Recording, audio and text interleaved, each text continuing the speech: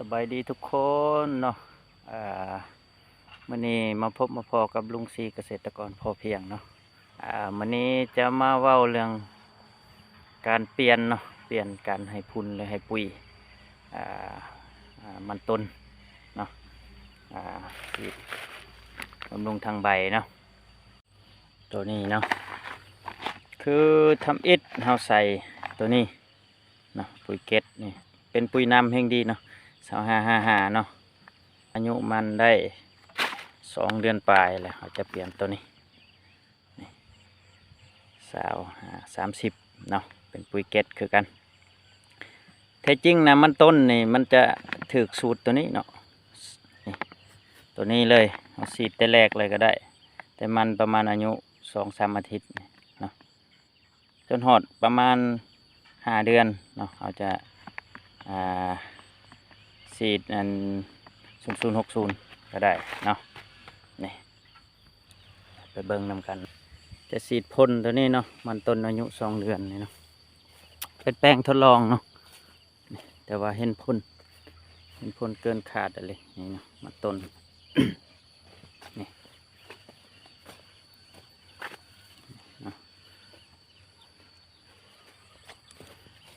บางต้นสมบูรณ์ยังไงกว่านี้เนาะ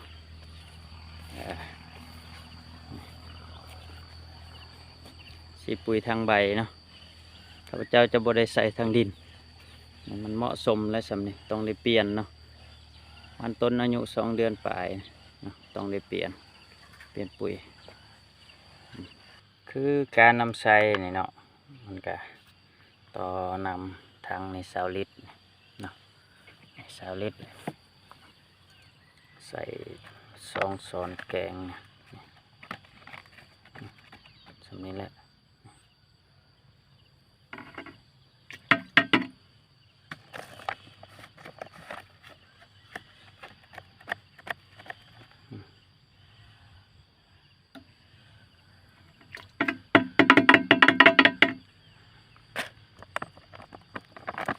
มันก็จะบอกอยู่นี่นะ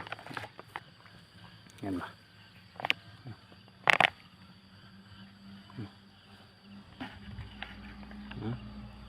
นี่เด้อมันบอกมันสับปะรังนี่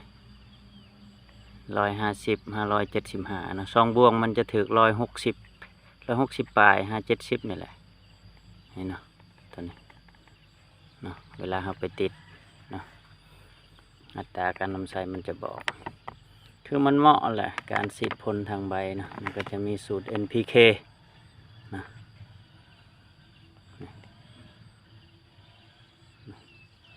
บอกละเอียดเนาะไปเบิ่งนำกันเลยบ่เนี่ย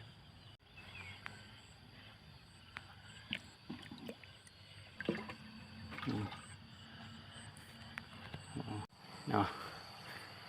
คือแน่นอนเขาเจ้าส่งมาถามหลายคนเนาะว่าการฉีดปุ๋ยทางใบนี่ตอนเช้าตอนแรงอันใดดีกว่ากันเนาะ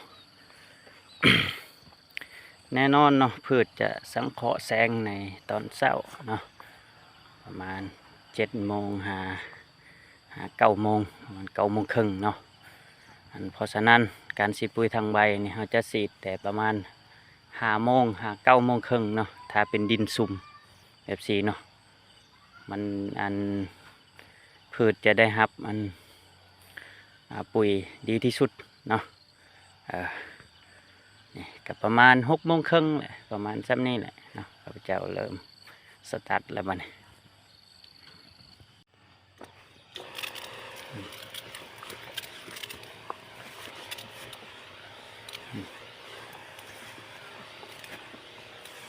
เน้นละอองเนาะ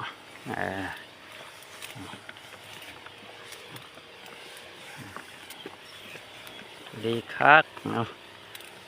ทางใบเขาจะใช้สูตรนั้น25-30เนาะใช้สูตรนั้นตัวนี้เลยก็ได้เนาะมันต้นบ่จำเป็นต้องเปลี่ยนก็ได้เนาะถ้าเป็นปุ๋ยน้ำแห้งดีเป็นปุ๋ยน้ำพืชจะได้รับดีกว่าปุ๋ยเก็ดปุ๋ยเม็ดเนาะเป็นปุ๋ยน้ำ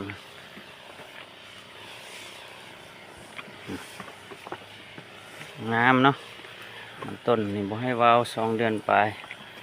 ปลูกก้อนก็ยังบ่แพ้ปลูกทำรังเนาะแต่ว่าการฉีดปุ๋ยทางใบเนาะเราต้องได้ฉีดดุๆได้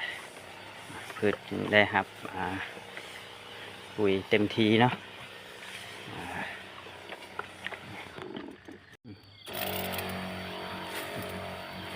วันนี้ดินมันชุ่มเนาะมันแห้งสมบูรณ์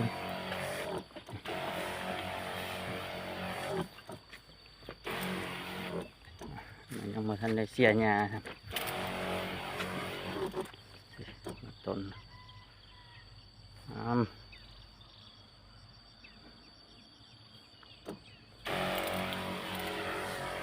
เหมาะเลย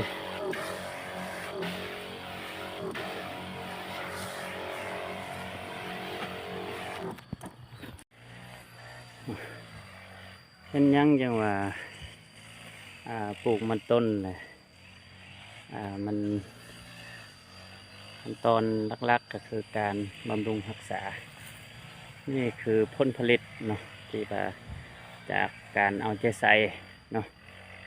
จะมาเบิ่งมันต้นอายุ2 เดือนฝ่ายนะ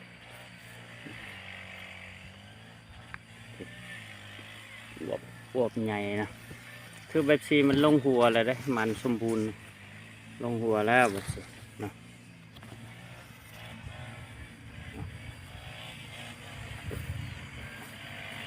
จะงามนะต้น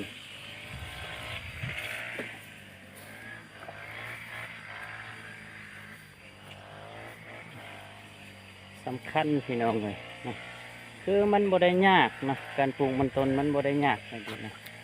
เจ้าฮู้วิธีเนาะวิธีการมันก็บ่ได้ยากนะแต่สิปลูกโดยธรรมชาติก็ได้นะจะเป็นคนตางอนกับระยอง11นะปลูกธรรมชาติหรือการใส่ปุ๋ยสวยเนาะเพื่อเพิ่มให้มันเจริญเติบโตไวคือกันเนาะหญ้ายังบ่ทันได้เสียเนาะเราจะเน้นการบำรุงรักษาเน้นลำต้นกับใบก่อนหลักๆเนาะบ่พาวเรื่องไปกังวลเรื่องหญ้าเนาะเสียจะน้อยนี่ก็แล้วเลย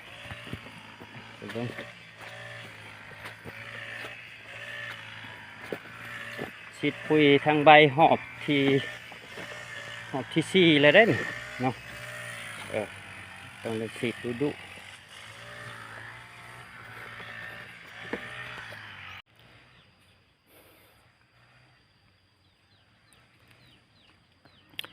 คือข่อยจะเน้นอีกเท่านึงเนาะ